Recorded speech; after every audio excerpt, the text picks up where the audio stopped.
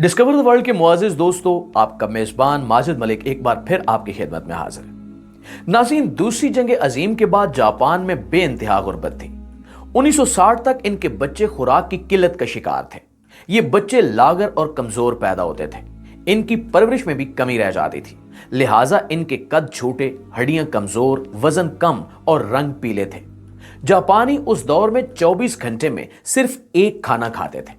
इन्होंने उस दौर में अंदाजा किया कि हम अगर दिन 3 बजे खाना खाएं तो 24 घंटे गुजार सकते हैं। चुनांचे ये दिन 3 बजे खाना खाते थे और अगली खुराक की बारी अगले दिन आती थी।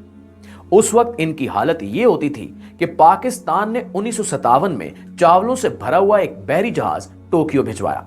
जहाज पर जापान की इमदाद के लिए पाकिस्तान का तोहफा लिखा हुआ था और उसकी तस्वीरें बाकायदा अखबारात में शाया हुई और पूरे जापान ने हाथ जोड़कर पाकिस्तान का शुक्रिया अदा किया।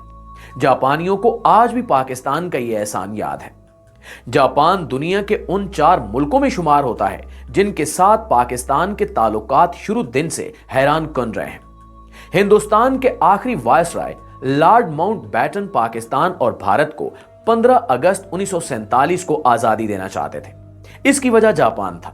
जापान ने 1945 में 15 अगस्त को अमेरिका के सामने सरेंडर किया था। इत्तेहादी फौजें 15 अगस्त को यौम फतह के तौर पर मनाती थी। लॉर्ड माउंटबेटन की ख्वाहिश थी कि 15 अगस्त 1947 को जब पूरा बरतानिया यौम फतह मना रहा हो तो भारत और पाकिस्तान की पैदाइश उस वक्त हो ताकि हर साल जब इन दोनों मुल्कों के लोग आजादी की तकरीबात मनाएं तो उस वक्त जापानी अफसरदा हों और ये खेल ताअबद जारी रहे।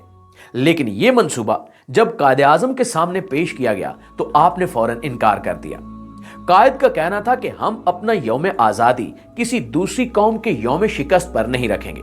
लिहाजा कायदे आजम के इसरार पर पाकिस्तान 14 अगस्त को आजाद हुआ, जबकि जवाहरलाल नेहरू ने लॉर्ड माउंटबेटन का प्रपोजल कबूल कर लिया, जिसके नतीजे में भारत 15 अगस्त को आजाद हुआ और ये आज भी जापान के यौम शिकस्त पर अपना यौम आजादी मनाता है। नाज़रीन, जापानी आज तक पाकिस्तान का ये एहसान भी नहीं भूले। दूसरी जंग अजीम में शिकस्त के बाद जापान ने तावान अदा करना शुरू किया। ये आज भी अमेरिका को हर साल $10 बिलियन अदा करता है। पाकिस्तान का इस तावान में छठा हिस्सा था। कायदे आजम ने उस वक्त अपना ये हिस्सा भी जापान को माफ कर दिया था, जब हमारे पास सरकारी मुलाजमीन की तनख्वाहों के लिए भी रकम मौजूद नहीं थी। जापानी आज तक ये एहसान भी नहीं भूले और पाकिस्तान ने अपने इब्तिदाई दिनों में जापान को नकद इमदाद भी दी थी और जापान को आज तक ये भी याद है। चुनांचे कहने का मकसद ये है कि एक पाकिस्तान ऐसा भी होता था। प्यारे दोस्तों, हमारी दरिया दिली सिर्फ जापान तक महदूद नहीं थी। हमने 1950 की दहाई में जर्मनी को 5 करोड़ रुपए कर्ज दिया था। पोलैंड के मुतासरीन को पनाह दी थी। चीन का दुनिया के साथ राब्ता कराया था। PIA दुनिया की पहली एयरलाइन थी जिसने चीन की सरजमीन को छुआ था और मौजे तंग ने एयरपोर्ट पर आकर हमारी फ्लाइट का इस्तकबाल किया था। हमने मौजे तंग को जाती इस्तेमाल के लिए जहाज भी गिफ्ट किया था और ये जहाज आज भी चीन के म्यूजियम में पाकिस्तान के शुक्रिया के साथ खड़ा है। हमने अपने तुर्क भाइयों की क़याम पाकिस्तान से पहले भी मदद की थी और क़याम के बाद भी। तुर्की के ज्यादातर उमरा फौजी अफसरों और सियासतदानों के बच्चे पाकिस्तान में तालीम हासिल करते थे। हमने इस्तांबुल में पहला बोइंग त्यारा उतारा था और तुर्की ने इसके लिए एयरपोर्ट पर नया रनवे बनाया था और पूरी काबीना इसके इस्तकबाल के लिए एयरपोर्ट आ गई थी। हमने मोरक्को, ट्यूनिस और अल जज़ायर की आजादी में भी किरदार अदा किया था। पाकिस्तान ने इनकी सियासी क़यादत को पासपोर्ट भी दिए और अक़वाम मुत्तहिदा में अपने बेंच से इन्हें खिताब का मौका भी दिया। चीन और अमेरिका का पहला राब्ता और हेनरी किसिंजर और सदर रिचर्ड निक्सन के चीन के पहले दौरे का इंतजाम भी हमने किया था।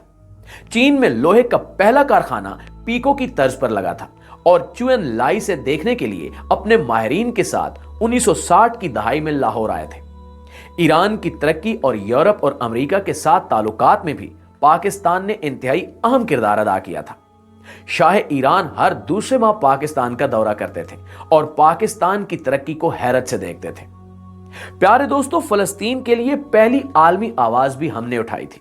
शाम, उर्दन और मिस्र की सिफारतकारी, आजादी और बहाली में भी पाकिस्तान का अहम किरदार था। सऊदी अरब में 1970 तक पाकिस्तान से ज़कात जाती थी और सऊदी शहरी खाना काबा में पाकिस्तानियों के रिज्क में इजाफे के लिए दुआएं किया करते थे। यूएई की तरक्की में भी पाकिस्तान का अहम किरदार था।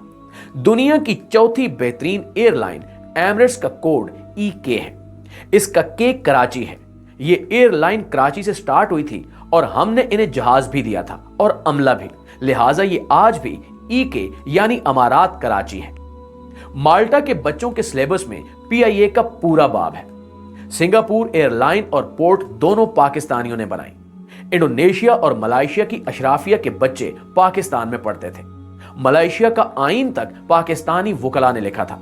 जनूबी कोरिया की ग्रोथ में महबूबुल हक के 5 साला मंसूबे का अहम किरदार था। भारत 1990 की दहाई में पाकिस्तान से बिजली खरीदता रहा और मनमोहन सिंह ने शाइनिंग इंडिया का पूरा मंसूबा पाकिस्तान से लिया था।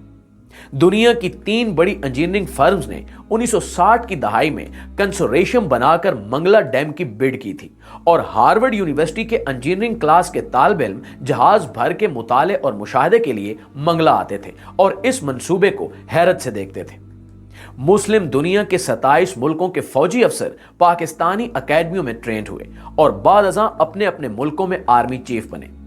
यूएई के फरमारवा ज़ैद बिन सुल्तान अल नहान 1970 की दहाई तक पाकिस्तान के दौरे पर आते थे तो इनका इस्तकबाल कमिश्नर रावलपिंडी करता था।